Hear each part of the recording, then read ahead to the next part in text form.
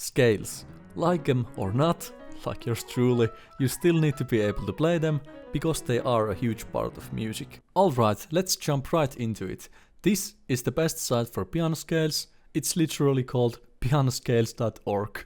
Here it shows you the notes of every scale and the correct fingerings for both hands. But wait, don't go yet.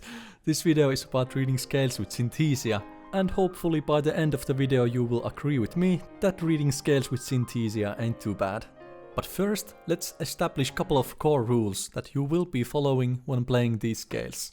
First rule, our thumbs, aka our first fingers, never go on the black keys. I repeat, our thumbs do not go on the black keys. Second rule, when we are playing these 7-note scales, like the major and minor scales that we will be learning today, we are always following the note groupings of 1, 2, 3 plus 1, 2, 3, 4. So the 7 notes will always be grouped 1, 2, 3 plus 1, 2, 3, 4. We will be adding a couple more rules after those, but for now that's enough for us to get started. Let's start with the B major scale. Here just 2 of the 7 notes are on the white keys, and if you have been following thus far, you should know that those notes are where our thumbs, aka our first fingers, land in this scale. And this also happens to make finding the 1, 2, 3 and 1, 2, 3, 4 quite easy, as we have a grouping of 2 black keys and a grouping of 3 black keys. So whenever you see a scale that has all of the 5 black notes in it, you will know exactly where your thumbs are supposed to land, because they are the only spots that they can land, and you will also know exactly where the grouping of 4 is and the grouping of 3 is. And just with that knowledge, you already know how to play 3 major scales and 3 minor scales. And from these keys we can actually take our next rule that we will be adding, and that rule goes: the larger grouping of black keys will show us where the 1, 2, 3, 4 is played. So for example, we can take this A major scale right here. Here we have a single black note, and here we have 2 black notes. So if we just follow the rule, we will find that the 1, 2, 3 grouping is where we start with on the right hand, and then we have the 1, 2, 3, 4 grouping. And on the left hand, the grouping for A major scale would look like this. And as you can see, whenever possible, we end it with the pinky playing. And then for our next example, we have only 1 black key, which also means that that 1 black key is the larger grouping, which means that we will be playing that black key with the 4th finger.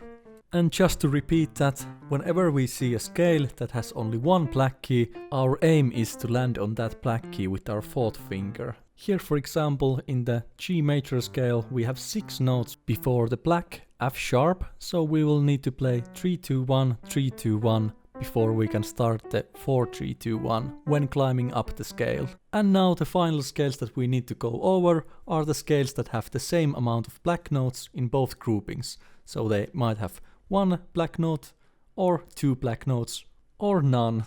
So with these scales we are going to look at how many white notes are in between the black keys. The lesser amount of white notes will indicate the 1, 2, 3 grouping, and the larger amount of white notes, like the 3 here, will show us where the 1, 2, 3, 4 grouping is. And here, for these scales, because your hands are a mirror image of each other, your 4th fingers will land on the black keys on different times. So when your left hand plays with your 3rd finger, your right hand will play with your 4th finger, if you're playing the same scale up and down. And this same idea works when there's 2 black notes in the groupings. And then we have C major, which is, trust me on this, the hardest scale to read, because there are no black keys. You will not have much of an indication where your 4th finger should land, but that's fine. You will start with 1, 2, 3 and move to 1, 2, 3, 4 on your right hand, and here we will see that our pinky has just 1 job, and that is just to play the top note before we move down the scale again. And the same thing is true for the left hand. We start with the pinky, so it doesn't become completely unemployed when we are playing scales, but other than that we are going to use the 4, 3, 2, 1, 3, 2, 1 all the way up and down, and then the last note again is our pinky's responsibility. You might be thinking, hey, wait a minute, aren't these all just major scales? And yeah, they were. The thing is that minor scales have the exact same notes as major scales, they are only starting from different note in the scale. So if you're able to play major scales, you're able to also play all the minor scales.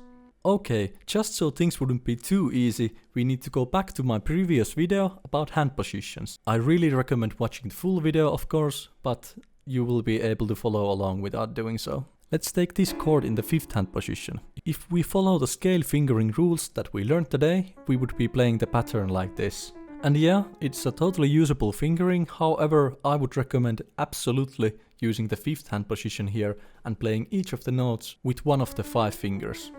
And that is because you don't always just play the notes up and down, there are endless patterns that you can play in the 5th hand position, so I think you should be practicing this 5th hand position as much as possible. Here we have these 5 notes from the F major scale, and here using the scale fingering rules we learned today, it would make playing this section way harder than it needs to be.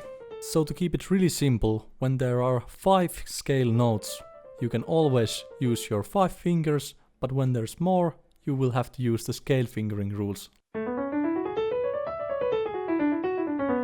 And then we have the chromatic scale. It's a scale where we play every single note, and the fingering rules are extremely simple. We use just our strongest 3 fingers, the middle finger plays all the black keys, and the thumb plays all the white keys, except when there's 2 white keys in a row, in which case we have to help with the second finger. Here I would like to give a quick technical tip for the chromatic scale. You should try to use your wrist to rotate between your 1 and 3. This helps you keep your hand loose and relaxed, which in turn allows you to play the scale even faster.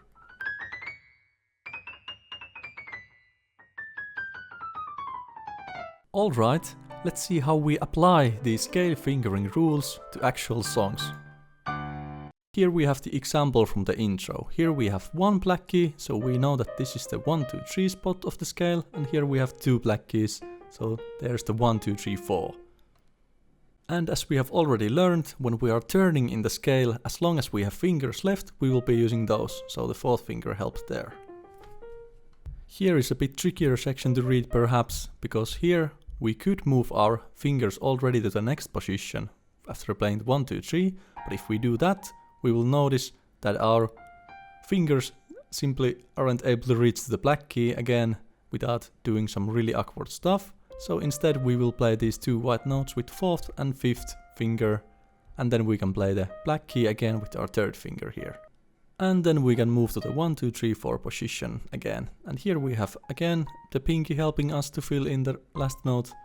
And here as well, Animens is really nice with filling out the rest of the fingers with his scale runs. And the rest is basically the same.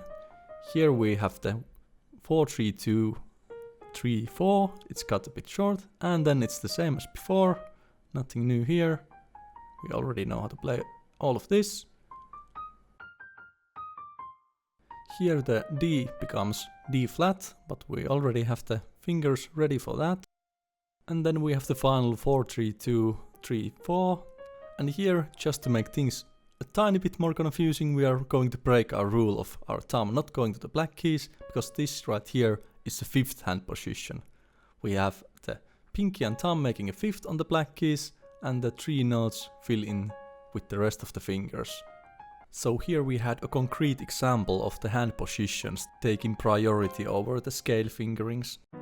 And here we have an example of Animens scale run that incorporates some octave hand positions into it as well. Here we have a B major scale going up. This is really standard stuff, we already learned all of this. And here we notice our second finger just doesn't have a note, so we play it without it. And here we have the 5th hand position going on still, so we know how to play the next notes. And here we have standard 3, 2, 1 stuff. And here we will notice our first octave hand position. So inside this B octave we have 3 different notes. We happen to also have 3 fingers left to play those. So we are obviously going to be playing those with those fingers. Then we have some standard scale stuff here. And here we have a bit more complex thing, which you probably wouldn't be able to see quite instantly, but here we also have an octave. The F sharp octave right here, which means that these 3 notes in the middle are played with the remaining fingers. And that will bring us to the normal scale position again. all the way down to the B here, where we will notice that we have another octave position between the B and the lower B. However, we already played it with our thumb, so we have to play an arpeggio with the 4, 3, 2, 1 to come back down to the B. And then we have some more normal scale stuff and one more octave hand position, and then it's the normal scale run until the end. Well, this position actually still has this pinky playing the black note here, so we can come to the B for our thumb, and then it's scaled down, and then we have the final B major scale going up, and then the run is done. Alright, that was the final example for scales. You will most likely want to start your journey with just playing basic scales up and down. If you are using Synthesia, you can use the inbuilt scale exercises in the application. I also made MIDI files for the minor scales and also files for practicing scales in my favorite way, in these groupings of 9. I got this exercise from Josh Wright's channel. I will be linking that video in the description as well. And yeah, that's all for this video. I will answer to all questions in the comments, so please leave one if you have anything to ask. And that's it. See ya!